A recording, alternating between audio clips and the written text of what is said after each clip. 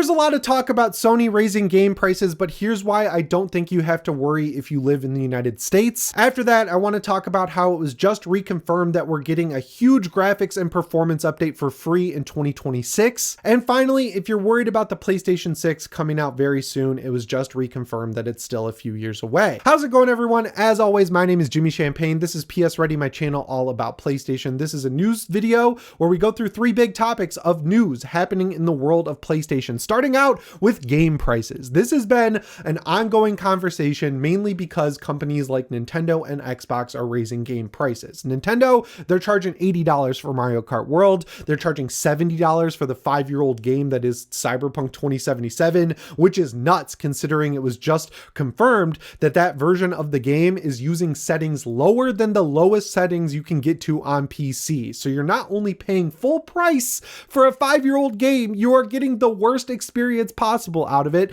And then on the Xbox side of the fence, they've got the sequel to The Outer Worlds, which was a $50 game coming out, and they are charging $80 for it in a bid to maybe get you to buy an Xbox console and subscribe to Game Pass. So everyone's nervously looking at Sony like, are they going to chase everyone's trend here? Are they going to raise prices to $80? And thankfully, so far, Death Stranding 2 and Ghost of Yotei are confirmed to be $70 games. So everything is copacetic there as of now. Right now, everything is looking good. Of course, they could change their mind in the future, but people are getting nervous again because over in Brazil, Sony has raised the prices of games. Now, there's tons of articles making it seem like this is going to be a worldwide thing, but if you actually look at the data, not only was Brazil paying less than us before, if you convert their money to US dollars, even after the prices were raised, they're still paying less. So Astrobot was like in the $40-ish range over in Brazil. Now it's up in the $55 range. Then the big first party games have been raised from around $60 up to around $70. So it was adjusted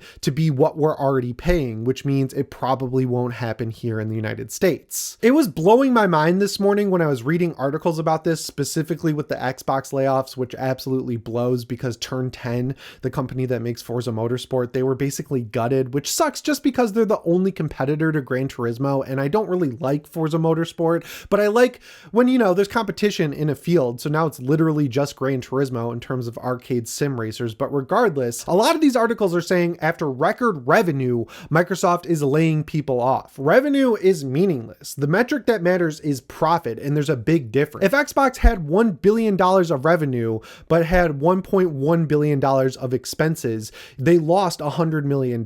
So that's how like they get to the number of people they need to lay off. They say, yeah, it's great. We're making billions and billions of dollars of revenue, but we're spending too much money on talent. We're spending too much money on game development. We're spending too much money overall, and our net profit is negative $100 million. So that's just basic right there. That's like simple math that you can do if you look at revenue versus expenses. So because Sony does a good job shipping games in a reasonable time frame and making sure that their budgets, while high, are easily recouped by making a quality game where the entire game is finished and on the disc day one, they don't have to worry about laying people off nearly as much as someone like Xbox or maybe even Nintendo. They do a good job making a quality product that sells well, whether it's digitally or physically, and that's what matters. Xbox's biggest issue over the past few years has been not shipping games. They take too long to make games, and then they do a bad job launching them when they come out. They have bugs, they have graphical issues, they have weird things like forced ray tracing on PC, and there are natural consequences to that. So yeah, when you see people saying that Sony's raising prices around the world, I don't think we have anything to worry about right now because largely they're doing a great job getting quality products out. Not in the live service department. They have major issues over there, but when it comes to the stuff that works, they haven't really missed a step, and I think they deserve to be commended for that. So yeah, it sucks if you live in Brazil and your minimum wage is like 25 grand a year, but like, why are we using minimum wage to talk about game prices? That doesn't make any sense. You could do that here in the United States. Like, I think minimum wage in a lot of states adds up to like 30 grand a year. So like, what conclusion are you reaching from that point? Like, even considering the fact that $70 is pretty expensive for games, like $60 felt like a good sweet spot. I feel like Sony deserves at least a little praise for not following the herd and raising their prices to $80 just because everyone is doing it. Like, no one is praising them. They're all just on them because they brought the pricing up to where it's at here in America and Brazil. It almost feels like they want Sony to raise their prices to $80 so they can write a negative article, and then when they don't, they're upset. So they look for other countries where the prices are adjusted all the time and say, look, Sony's raising the prices, be mad at them too. They brought the price in line with what they're charging everywhere else. Why would I be mad about that? But yeah, Sony's doing a good job with game pricing compared to everyone else, and they're also doing a good job with upscaling technology. So one big edge that the Nintendo Switch 2 has over its competitors is DLSS. The older versions of DLSS look better than the versions of FSR that we currently have on PlayStation 5 consoles, but through developing PSSR, Sony has made big advancements that were then kind of given to AMD to use in FSR 4, and Mark Cerny kind of broke down what they're working on for next year with the PS5 Pro, and it sounds awesome. It's the next generation of PSSR, and it's pulling a lot of features from AMD's FSR 4, and I like that he made a point that it's not going to be a neutered version of FSR 4. It's going to be the base version of PSSR, which looks better than most of the FSR that's like been performing in games lately, but it's going to take good features from FSR 4 and add them into PSSR, and then they're going to make it easier to implement. So it's going to be a drag and drop thing that you can just add into your game, and you don't have to do any boutique work to get it up and running, which was the biggest problem with the PS5 Pro's launch. It was like a little bit too much work to get PSSR implemented correctly, even for console exclusives like Silent Hill 2. So I bet that's when we'll see Silent Hill 2's Pro version get fixed, when they have the drag and drop version of PSSR with these new features next year, which sucks, but at least it'll finally be fixed. I like the renewed focus from Sony on the PlayStation 5 ecosystem as a whole. I like that it's all centered on the PlayStation 5, and it looks like they're going to continue that into the next generation. So I don't really have many complaints about PSSR at this point, because when it's implemented correctly, like it is in first-party games, it already looks better than FSR. And it honestly is on par with the DLSS version that Nintendo Switch 2 has. And honestly, if you want to know how good DLSS is, it's tricking people into thinking Cyberpunk runs better on the Switch 2 than the Steam Deck, when in reality, your 2 settings presets up on the Steam Deck if you want to get a rock solid 45 FPS out of the game. So like DLSS is doing heavy legwork to clean up lower than low settings on the Switch 2. So I think Sony needs to be competitive with their upscaling technology. Which brings me to the next segment of this video, which is Mark Cerny was talking about the PlayStation 6, and he's talked about how he's moving on to the next gen. And one feature that I'm really not happy about is that they're talking about FSR 4 and PSSR going forward, and how that's going to come to the PS6 launch model, which is great because PSSR right now is only available on the PS5 Pro, which is a huge bummer. But they said some of the features that they're working on are frame generation, and I don't like frame generation. If you don't know what this is, essentially it's using AI to generate fake frames. So like if your game is running at 30 FPS, it'll look at the frame and then it'll make a fake frame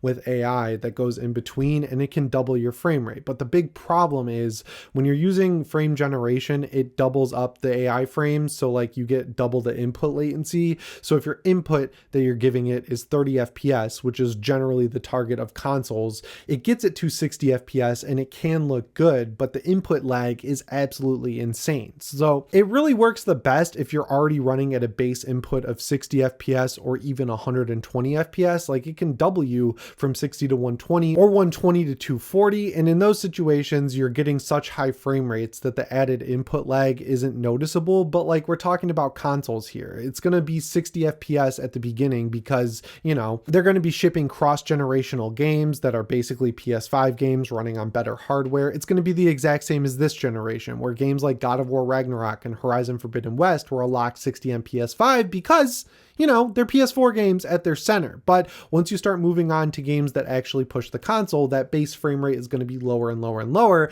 So I just don't want AI frames in games. I'd prefer these developers use a engine that can run at acceptable frame rates. Like, why are we advancing technology so fast in the software side that it's greatly outpacing the hardware that people are using? If it really costs that much to use Unreal Engine 5, don't use Unreal Engine 5. I'm so sick of Unreal Engine 5 being the benchmark for everything, to the point where we have to use AI generated frames in next gen consoles to even get to where we want to be. Just use your own in-house engines. Capcom does it, Sony does it.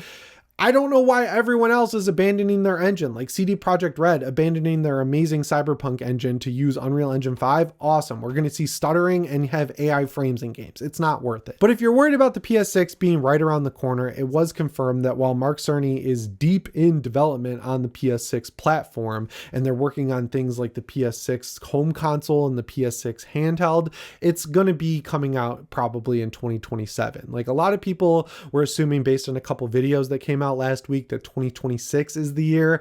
I don't see that happening because the general time frame of a console ecosystem is 7 years, and because the PS5 came out in 2020, we know that basically November of 2027 will be the earliest that they'll want to release the PlayStation 6.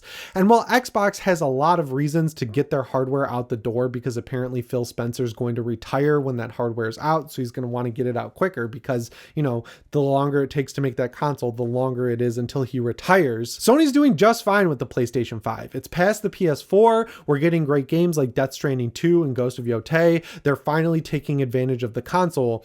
There's literally no reason to abandon this hardware as soon as 2026, because the longer they wait, the more people are going to buy PlayStation 5s and eventually feel satisfied with their purchase, which I'd argue is the biggest issue they're facing right now. A lot of people feel like the PS5 is underutilized. So if they go 7, 8, or even 9 years with this generation, I don't think it's going to hurt them all that bad. And the PS5 Pro feels more powerful than it even needs to be. So it feels like wasted tech if they already move on to the PlayStation 6. And the longer they wait, the better the base hardware is going to be. That's been a problem the past 2 generations, the PS3 and PS4 generation, where by the time the consoles actually came out, they were already underpowered. So we can just avoid all that by sticking with the console that works just fine right now. And it seems like they're at least listening to the point where the earliest we'll see the PS6 is 2027. If they want the meteoric launch that they had with the PS5, they should wait till 2028 at the earliest. I think just get people kind of bored and looking forward to the next thing. That gives them enough time to release these big games like Death Stranding 2, Ghost of Yotei, Wolverine, you know, all the big first party stuff we've been waiting for this entire generation. And then they can kind of reorient and get the timeline back on track, because if they bump back the PS6 launch, that'll make, you know, the time frame that games take to make now line up a little bit earlier in the life cycle, so we don't repeat this all over again where we get a console that's entirely supported by cross-generational games for its first few years on the market. Regardless, I like the direction things are going in. We're finally getting delivery on first-party games. They're getting great reviews. The old Sony that we knew in the PS4 generation is back as of right now. PSSR is amazing on consoles, and Xbox is apparently working on their own next generation version of upscaling tech. But honestly, if they're going with a PC hybrid console, I would expect that they'll get regular FSR4, and then they're losing the great base features that we get out of PSSR. And even though Mark Cerny is working on the PlayStation 6, we're still getting a huge graphics update for the PS5 platform in 2026. There's not a lot to complain about right now, especially considering Sony is keeping their game prices for now at $70. Like, it could be so much worse. Just look around the industry. And it turns out when you raise the prices too much, people don't show up to buy games. Outside of Mario Kart World, no one is buying games for the Switch 2. But yeah, that about wraps it up for this video. As always, guys, my name is Jimmy Champagne. I'll see you in the next one. Thanks for watching, and shape on.